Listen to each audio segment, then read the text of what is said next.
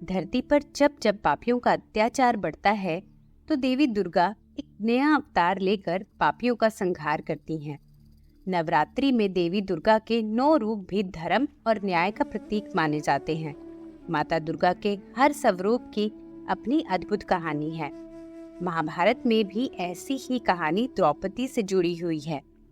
महाभारत सहित कई पौराणिक कहानियों में इस बात का उल्लेख मिलता है कि द्रौपदी माता काली का ही रूप थी और अन्याय के अंत के लिए ही उन्होंने द्रौपदी के रूप में जन्म लिया था।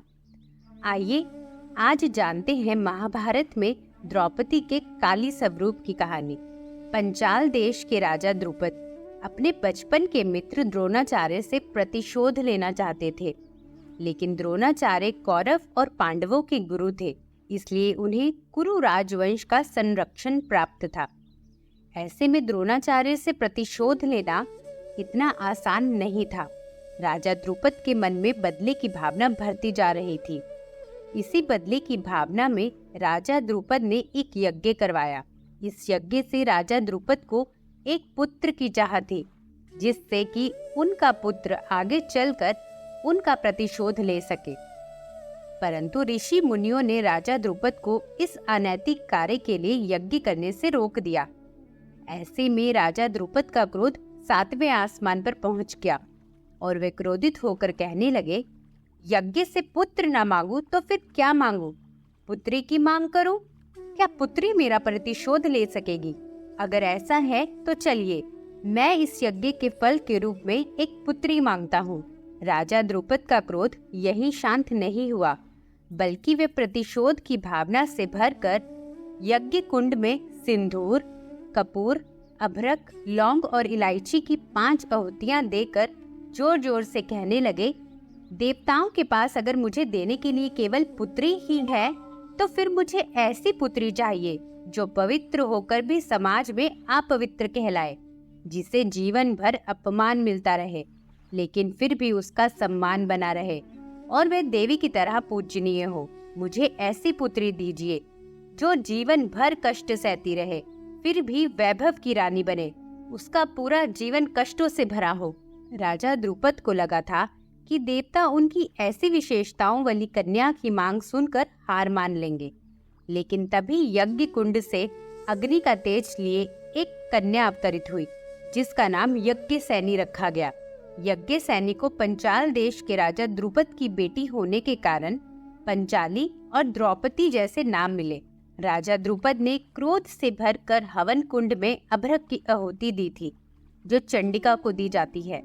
कपूर धूमावती को बुलाने के लिए चढ़ाया जाता है, जबकि लौंग और इलायची की आहुति देने से तारा मातंगी देवी को बुलाया गया और सिंदूर की आहुति से कालिका मां का आवाहन हो गया, जिससे सभी देवियों की स्वीकृति से अंधकार में किए जाने वाले इस यज्ञ से देवी कालरात्रि कन्या रूप में अवतरित हुई। देवी भागवत पुराण के अनुसार देवी के 9 स्वरूप शैलपुत्री, ब्रह्मचारिणी, चंद्रघंटा, कुष्मांडा, स्कंद माता, कात्यायनी, कालरात्रि, महागौरी और सिद्धिदात्री हैं। इसमें 7वीं देवी कालरात्रि है, जो देवी काली का ही अवतार मानी जाती हैं। कालरात्रि देवी को पापियों का संहार करने वाली अत्यंत क्रोधी देवी माना जाता है। देवी कालरात्रि ने द्रौपदी के रूप में जन्म पापियों के संहार के लिए लिया था। इस संबंध में महाभारत के आदि पर्व में एक कथा मिलती है। एक दिन इंद्रप्रस्थ में युधिष्ठिर द्रौपदी के कक्ष में थे। भीम उधर से गुजर रहे थे। अचानक उनकी निगाह खिड़की से कक्ष में पड़ गई। उन्होंने देखा बड़े भैया द्रौपदी के पांव दबा रहे हैं और द्रौपदी पलंग पर खप्पर लिए बैठी है और बड़े ही क्रोध से युधिष्ठिर को देख रही है। बीच बीच में कह रही है, मैं तुम सबको खा जाऊंगी, रक्त पीऊंगी। भीम यह देखकर क्रोधित हुए और कुछ समझ नहीं पाए। उन्हें कृष्ण का ध्यान आया। उनकी माया वो पहले ही जानते थे, पर कभी समझ नहीं पाए थे। भीम ने कृष्ण का ध्यान किया तो कृष्ण सामने आ गए। भीम ने श्री कृष्ण से कहा कि अर्जुन तुमसे बहुत सवाल करता है। मैं आयु में तुमसे और अर्जुन दोनों से बड़ा हूँ। इसलिए आज मुझे भी कुछ बता दो। कृष्ण ने कहा, पूछिए, क्या पूछना चाहते हैं बड़े भैया? भीम ने कहा, तुम्हारी माया क्या है कृष्ण, मुझे भी दिखा दो। इस पर श्री कृष्ण कहते हैं, अच्छा, आज की रात आप चुपचाप वन चले जाइएगा और तालाब के किनारे एक वृक्ष है, उस पर बैठ जाइएगा। भीम ने ऐसा ही किया।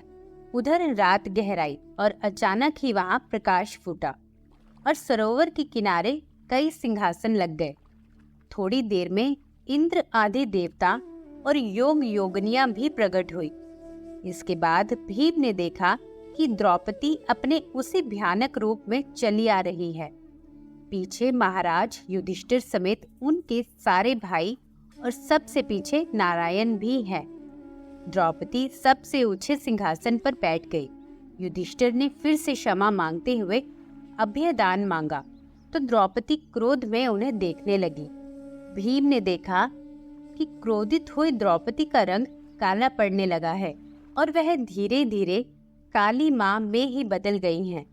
अब वहां जो भी योगिनी उपस्थित थी वह सब रक्तम देही कहने लगी और खप्पर पटकने लगी। भीम यह सब देखकर मूर्छित हो गए। होश आया तो सामने कृष्ण खड़े थे। उन्होंने पूछा कि क्या देखा भीम? भीम ने कहा, आपकी माया, कोई उपाय बताइए कृष्ण।